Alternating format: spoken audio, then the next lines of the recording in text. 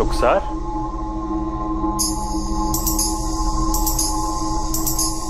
रुखसार,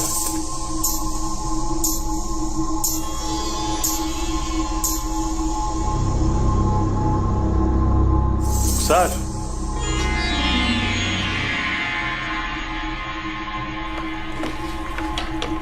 रुखसार,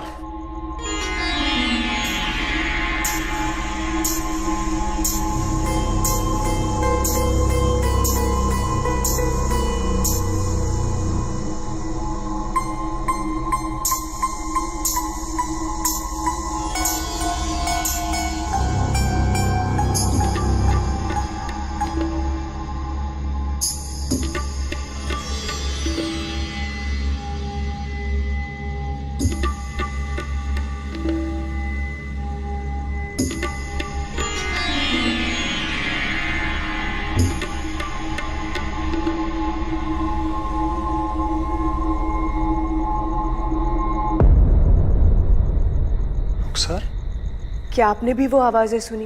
आप यहाँ? तो वो घुंघरू की आवाज, हमें लगा कि आप प्रैक्टिस कर रही हैं।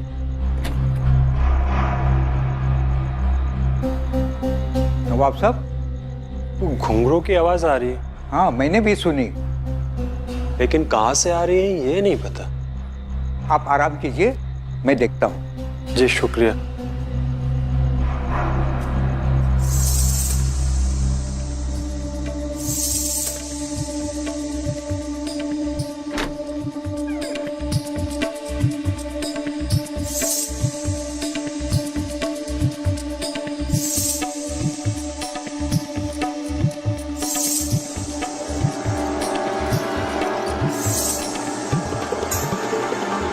कौन है? अंदर कैसे घुस आई?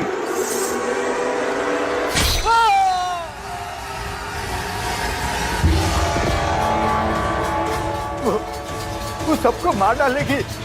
नवाब साहब, प्लीज।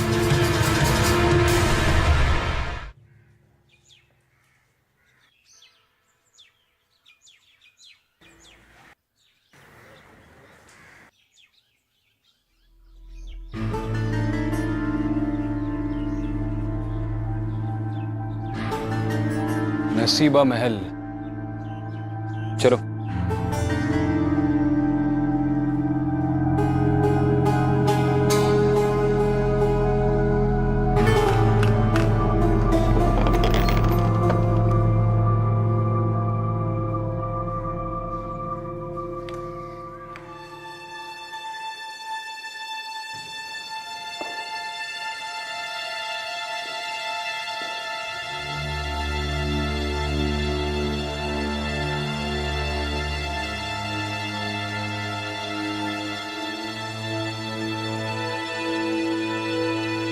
आइए।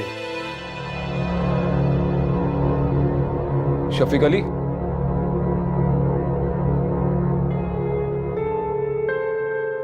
ये हवेली हमारी पुश्तैनी है।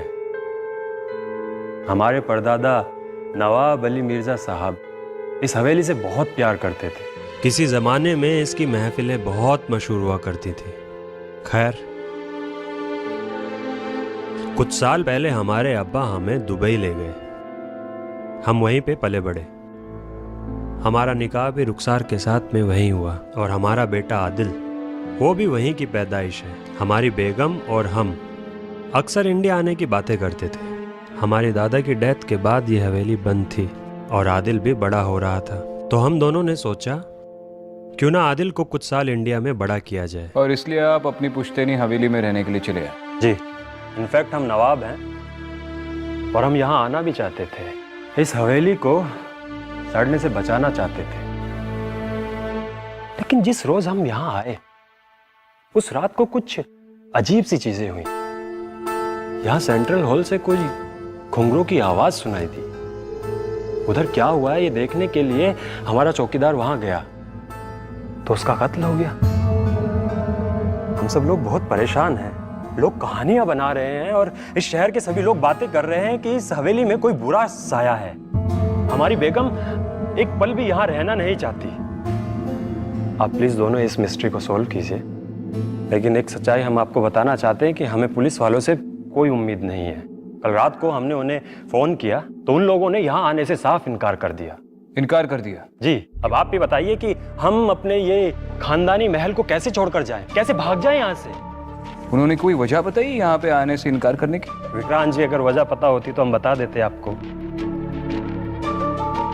ठीक है शफीक साहब, आप चिंता मत कीजिए, अब हम आ गए तो इस मसले का हल जरूर निकालेंगे।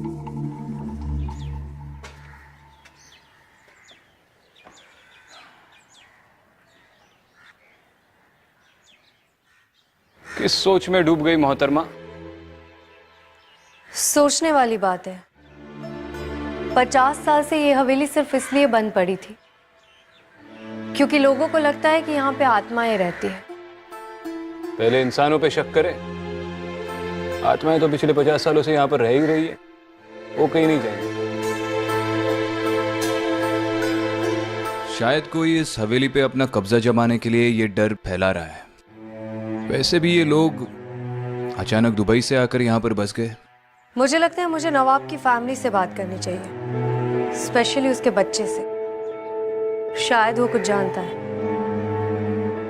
अकेली फैमिली है, डरी हुई है, बातचीत कर लो। थोड़ी देर तुम उनके साथ रहोगी तो उन्हें महफूज फील होगा। मैं पुलिस स्टेशन जा रहा हूं, कोई लीड मिलेगा तो कॉल करना।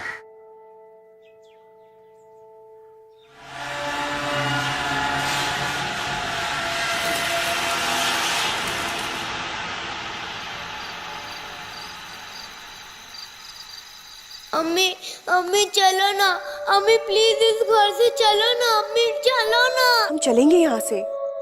आप अभी अब्बू के पास जाइए, हमें इनसे बात करनी है। हम आते हैं। प्लीज चलो ना अम्मी, यहाँ पर अजीब अजीब आवाजें आती हैं और हम यहाँ पर एक पल भी नहीं रुकेंगे। कैसी आवाजें बेटा, और कहाँ से आती है? पता नहीं, पर आवाजें आती हैं।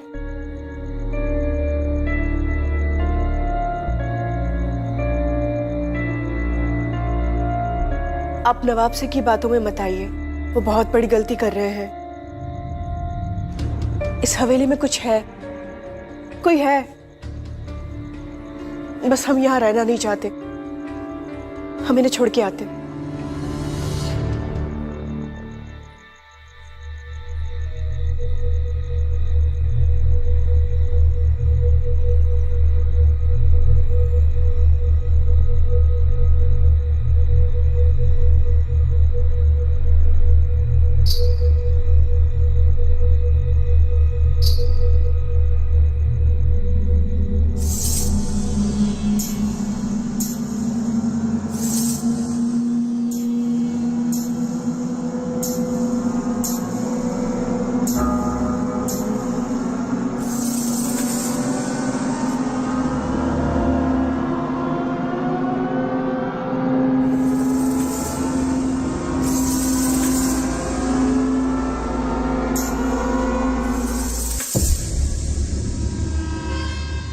उस चौकीदार के बारे में हमें क्या क्या पता है? सर ज़्यादा कुछ नहीं, लेकिन वो लोकल नहीं था।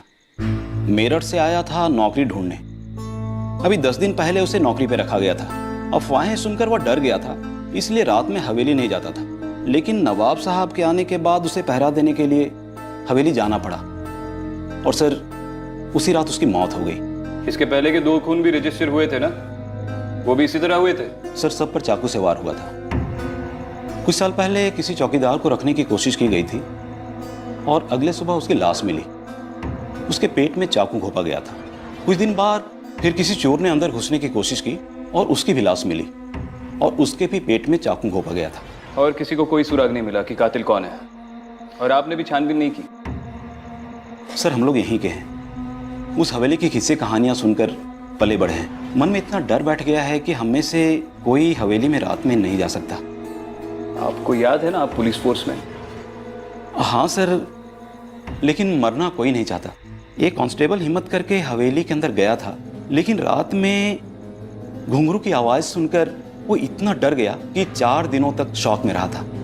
इसका मतलब जो भी वहां पे डराने की कोशिश कर रहा है वो तो कामयाब हो गया। उसने तो पुलिस को ही डरा के रख दिया। फक्र है आपको इस बात का, पंकज जायसवाल? ये चाकू भोंकने के अलावा और भी कोई सिमिलरिटीज है इन मर्डर्स में? सर टाइम ऑफ डेथ सबकी एक जैसी है। क्या है? लगभग रात के 12 बजे सबकी मौत हुई। वही सर, पेट में चाकू लगने के निशान।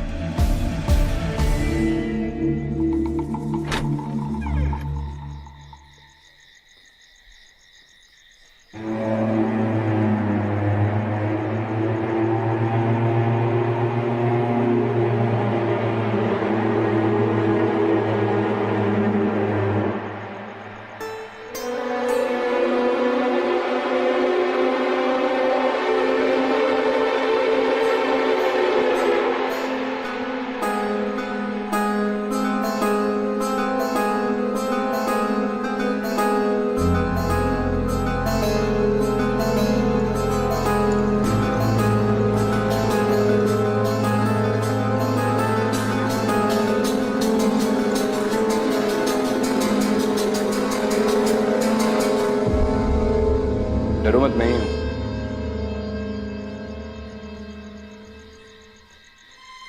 ऊंची छत और खाली हवेली, छोटी सी छोटी आवाज पे कोई डर जाएगा यहाँ पे? शायद इसी बात का कोई फायदा उठा रहा है बहुत सालों से। तुम पुलिस स्टेशन से इतना जल्दी कैसे आ गए? अरे वो जायसवाल से ज्यादा तो हम ही जान जाएंगे इस हवेली के बारे में 3-4 चक्कर काटने के बाद।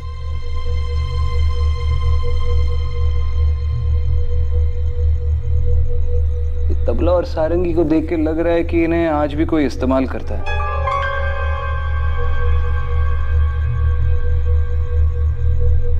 और ये जमीन में फर्क देख रही हो? हाँ, सिर्फ इसी हिस्से में धूल मिट्टी नहीं है। ऐसा लगता है जैसे यहाँ पे आके कोई नाचता है।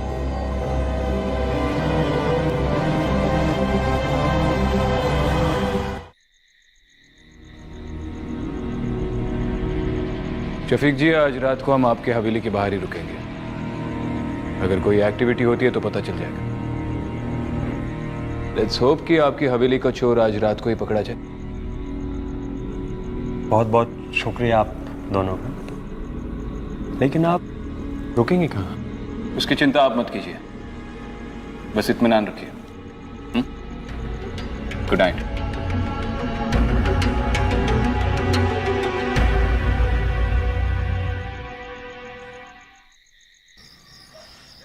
तो क्या लगता है तुम्हें, इन सब के पीछे कौन होगा? कोई इंसान या? पता नहीं, लेकिन आज रात को पता चल ही जाएगा। 12 बजने वाले, अभी तक तो कोई अंदर गया नहीं, तो अंदर चलकर इंतजार करते हैं।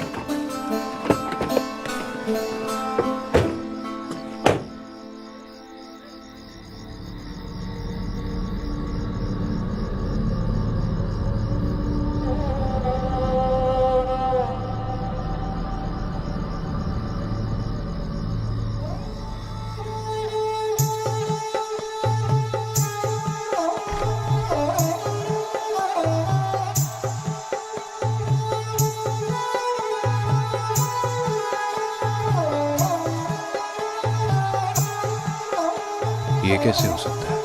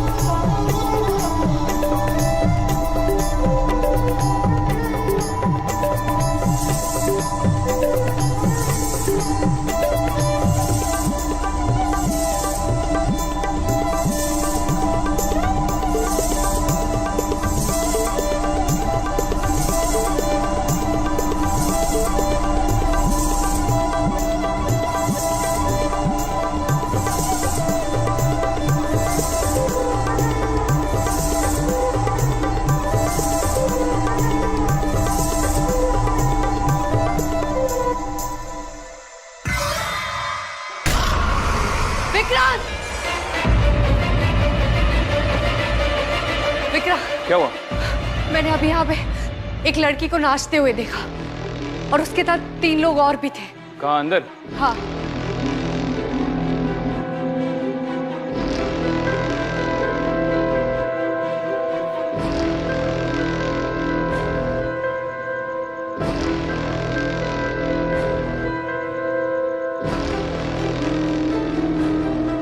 अंदर तो कोई भी नहीं है और इतनी जल्दी तो कोई छुप भी नहीं सकता।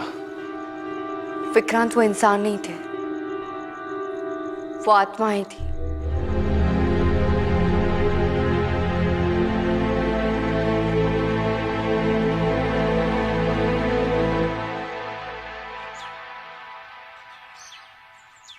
आपने कहा था कि आपने बचपन से ही उस नसीबा महल के बारे में किस्से और कहानियां सुनी है। मुझे वो कहानी जाननी है। मैडम, मैंने विक्रांत सर को वो कहानियां नहीं सुनाया क्योंकि उनका मानना है कि हम केस ना सॉल्व करने के लिए उन्हें ये कहानी सुना रहे हैं। देखिए, आप एसीपी विक्रांत सिंघल के बारे में जो सोच रहे हैं वो वैसे बिल्कुल नहीं है। फिलहाल आप मुझे कहानी सुनाइए। अगर इस कहानी का नसीबा महल से कोई संबंध है तो मेरा ये कहानी जानना बहुत जरूरी है। मैडम, ये कोई लगभग 50 साल पुरानी कहानी है।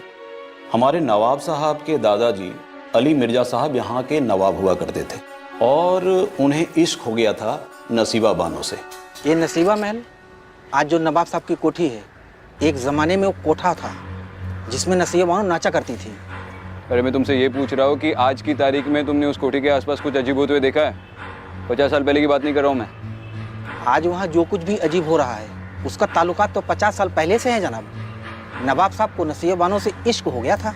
नवाब साहब नसीबा से निकाह नहीं कर सकते थे क्योंकि वो तबायब थी, लेकिन नसीबा ने ठान ली थी कि वो उनकी बेगम बन के रहेगी, चाहे दूसरी ही सही। लेकिन नवाब साहब ने साहब कह दिया कि कोठे की तवायफ उनकी बेगम नहीं बन सकती और वो वहां से चले गए।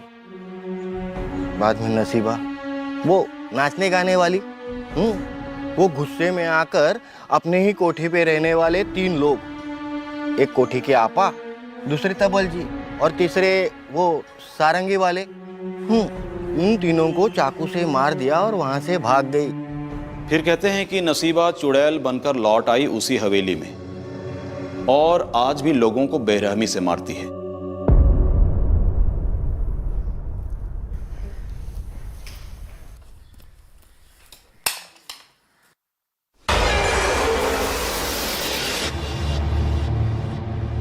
अम्मी, कहाँ हैं आप?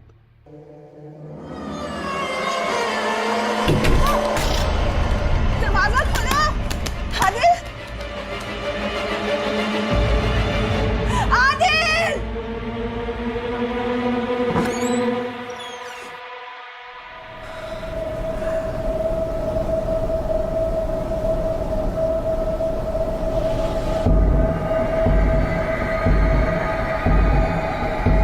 आदिल,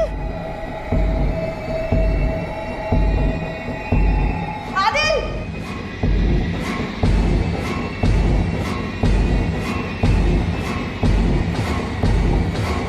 आदिल, आदिल, क्या हो गया?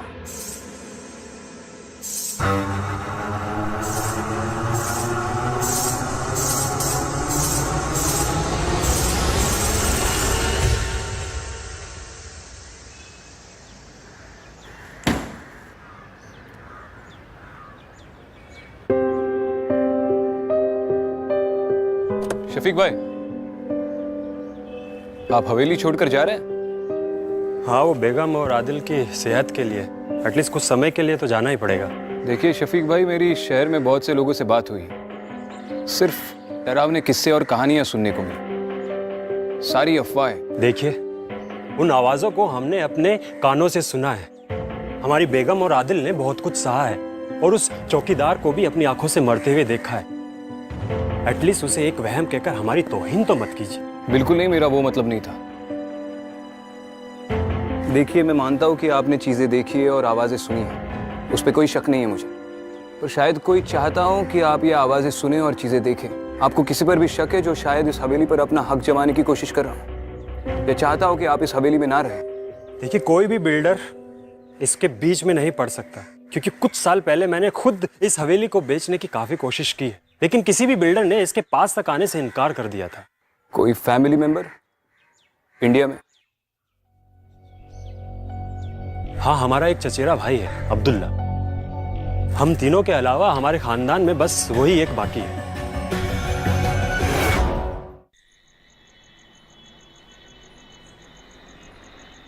अब्दुल्ला जी, तो आप नवाब शफीक अली के इकलौते चचेरे भाई हैं? जी, और हमें इस बात की खुशी है कि भाईजान, भाभी जान और आदिल को लेकर यहाँ चले आए, वरना यहाँ तो हमारा अपना कहने वाला कोई था ही नहीं। जी, एक तरह से तो आपके लिए अच्छा ही हुआ, लेकिन अब आप अपनी सारी प्रॉपर्टीज पे हक कैसे जमाएंगे? अगर शफीक ना होते तो आप ही नवाब होते। देखिए, एक तो हुकूमत का जमाना गया, भाईजान भी अब सिर्फ नाम के ही नवाब हैं, और रही बात प्रॉपर्टी पर हक जमाने की, तो आप देख सकते हैं कि खुदा का दिया सब कुछ है हमारे पास, और फिर हमें और किस प्रॉपर्टी की ख्वाहिश होगी? नसीबा महल?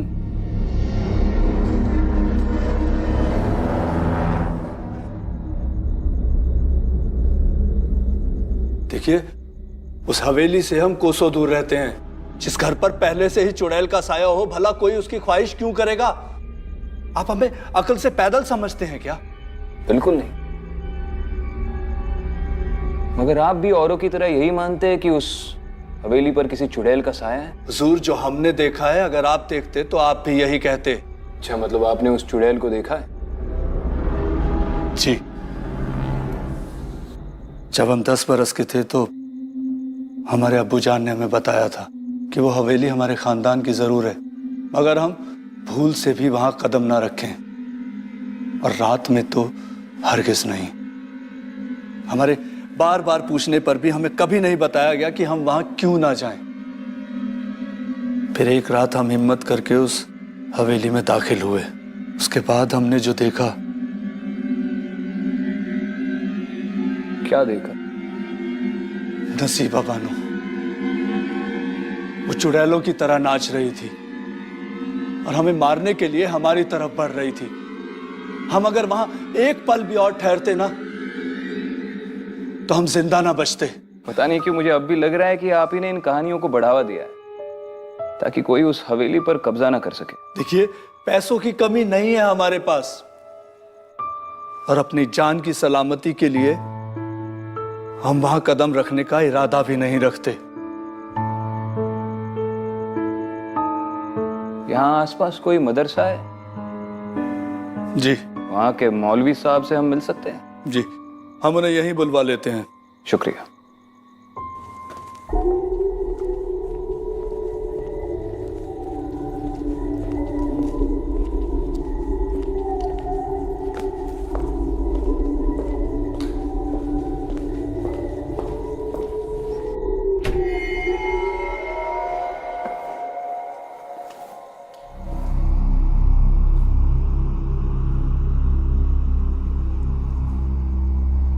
मिस्टर शफीक,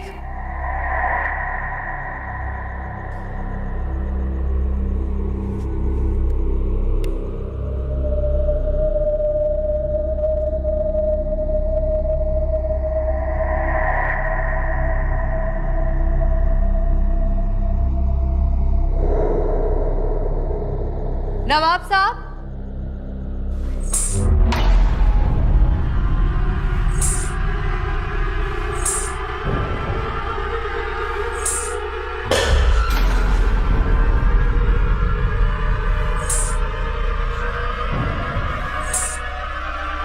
कौन हो तुम?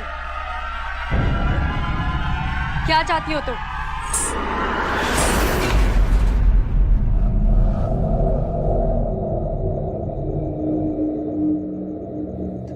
देखो, जब तक तुम मुझे सच नहीं बताओगी मैं तुम्हारी मदद नहीं कर सकती हूँ।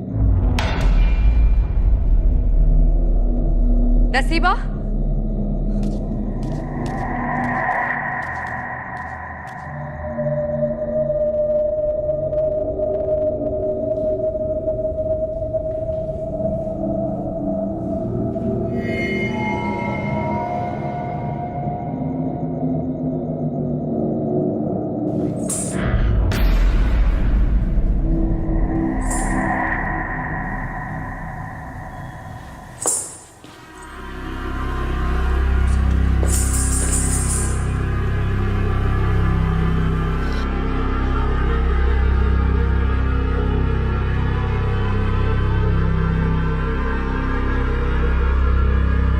देखो मैं तुम्हारी मदद कर सकती हूँ, बताओ क्या चाहती हो तुम।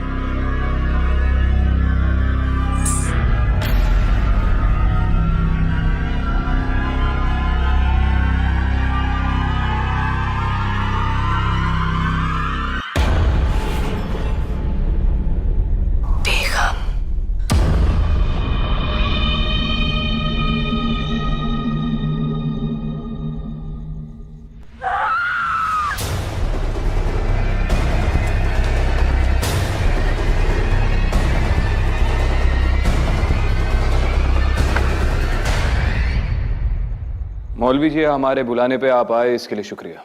जी बहुत शुक्रिया। कहिए क्या खिदमत कर सकता हूँ मैं आपकी। जी, मैंने शहर में बहुत से लोगों से नसीबा बानो के बारे में किस्से सुने, लेकिन वो सब लोग तो वही बोल रहे हैं जो वो सालों से सुनते आ रहे हैं। कम से कम आप तो हकीकत जानते होंगे कि 50 साल पहले क्या हुआ था। देखिए, अगर लोग कह रहे हैं कि नवाब साहब को नसीबा से इश्क हो गया था तो बेशक ये सच है, और अगर वो ये कहते हैं कि नसीबा को भी नवाब साहब से मोहब्बत हो गई थी तो बेशक ये भी सच है। अरे भाई, भरी महफिल में नवाब साहब ने अपनी शाही अंगूठी नसीबा को पहनाई थी और ऐलान किया था कि वो उससे निकाह करने वाले हैं।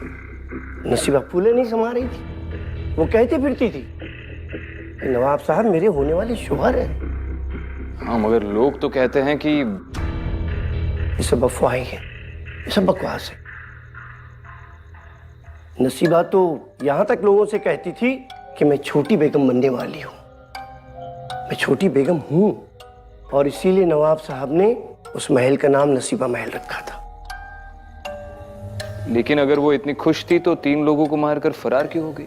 बरसों से मैं खुद इस सवाल का जवाब ढूंढ रहा हूं कि नसीबा को अगर नवाब साहब से कोई रंजिश थी तो वो उनका कत्ल कर सकती थी, उनको मार सकती थी, लेकिन नसीबा ने ऐसा नहीं किया। मगर बदकिस्मती की बात यह है कि साल भर के अंदर अंदर इस वाक़े के बाद नवाब साहब का इंतकाल हो गया। शायद वो ये सदमा बर्दाश्त नहीं कर सके। मौलवी जी, ये तो मैं भी जानता हूँ कि नसीबा बानो कोई चुड़ैल नहीं है,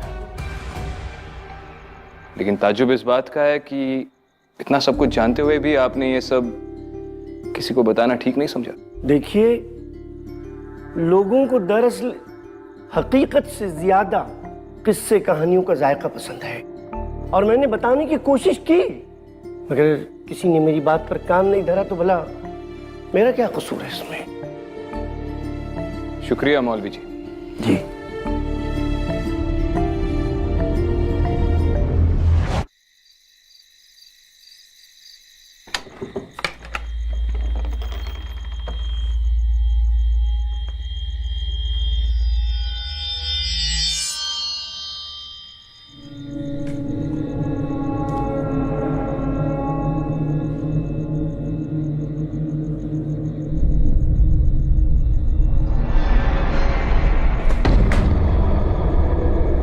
रुखसा, तुम यहाँ पे क्या कर रही हो? हम आदिल की दवाइयाँ लेने आए थे और हमें चोट लग गई।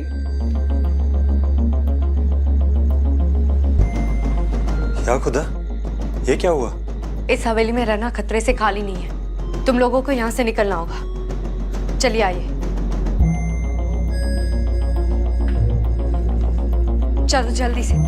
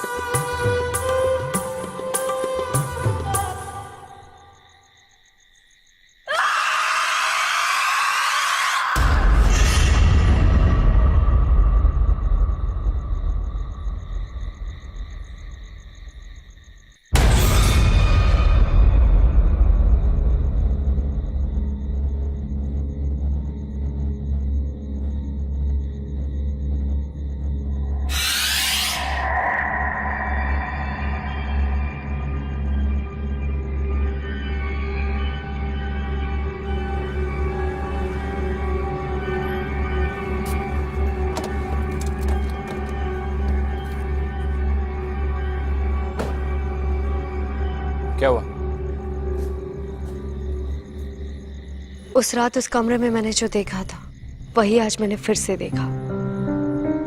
हर रात उस कमरे में उसी पल को दोहराया जा रहा है। मतलब?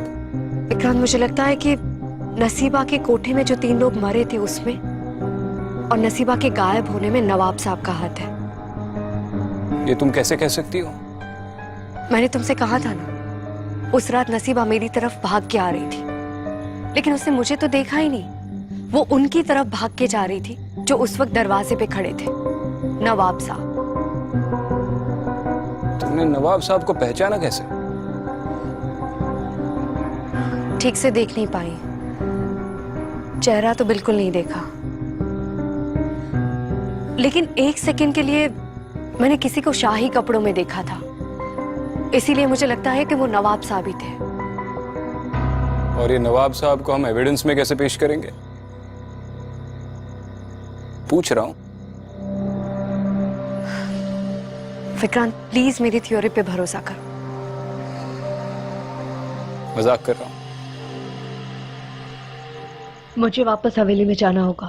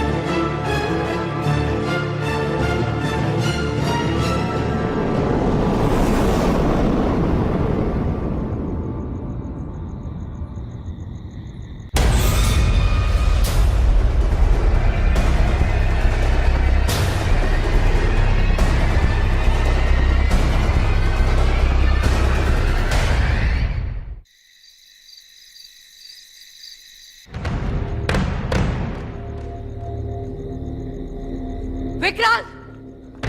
विक्रांत! क्या हुआ? विक्रांत, हमें जल्दी से इस दीवार को तोड़ना होगा। क्यों? नसीबा इस दीवार के पीछे है। क्या? तुम्हें कैसे पता? वो सब मैं तुम्हें बाद में बताती हूँ, लेकिन अभी हमारा इस दीवार को तोड़ना बहुत जरूरी है।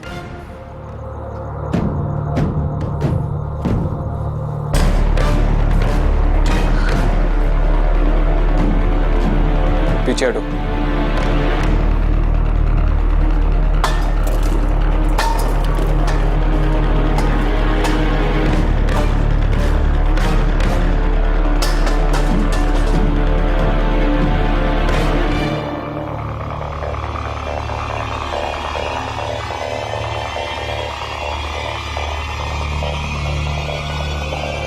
ये नसीबा है।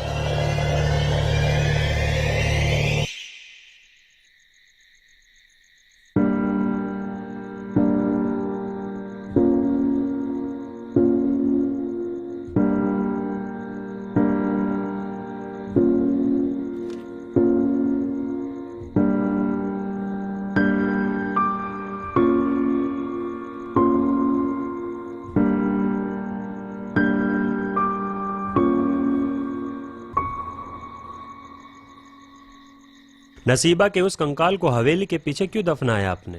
और आपको कैसे यकीन है कि वो कंकाल नसीबा का ही था? नसीबा कभी भागी नहीं थी।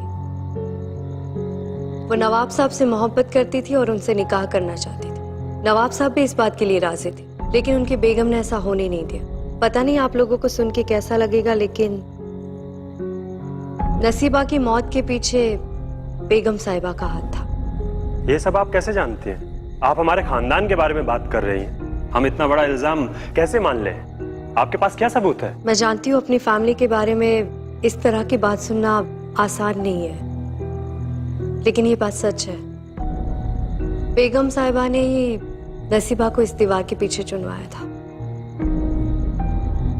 मिस्टर शफीक, आपने हमें जिस काम के लिए बुलाया था वो हो गया है। अब आप चाहे तो इस घर में रह सकते हैं या कहीं और। आपकी रिक्वेस्ट पे हम आपको 1 महीने के लिए पुलिस प्रोटेक्शन दे सकते हैं, जस्ट टू बी श्योर। और जहां तक अदिति ने जो कहा है उसका सवाल है, तो वो भले ही आपके सामने कोई सबूत ना पेश कर पाए, लेकिन ऐसे मामलों में उसका तजुर्बा हमारी सोच और समझ से कई बढ़कर है।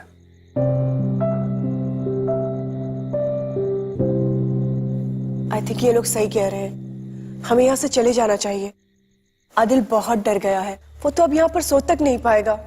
कोई भी जगह हमारे बच्चे से ज्यादा कीमती तो नहीं है ना। थैंक यू सो मच, आप लोग यहाँ इतनी दूर आए। और आगे क्या करना है ये हम सोच समझ के डिसाइड करेंगे विद टाइम। लेकिन आपको एक एडवाइस देना चाहूंगी। असल में ये नसीबा की हवेली है। अगर वो जा चुकी है तो दोबारा लौट भी सकती है।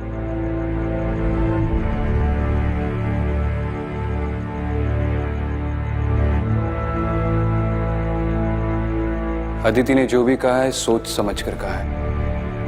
अब इसे मानना या ना मानना आपकी मर्जी है। ख्याल रखिए।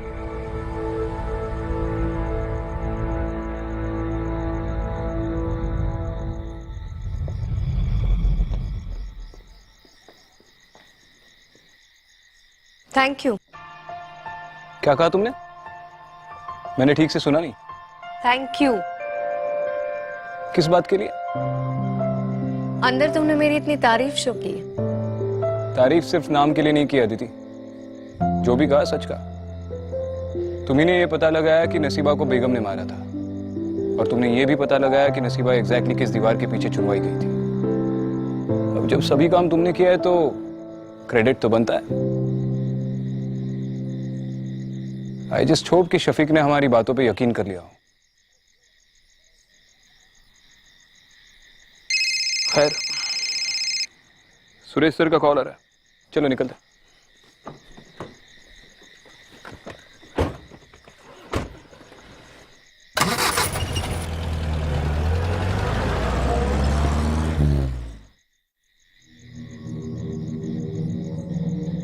चले, आदिल अंदर कार में सो चुके हैं।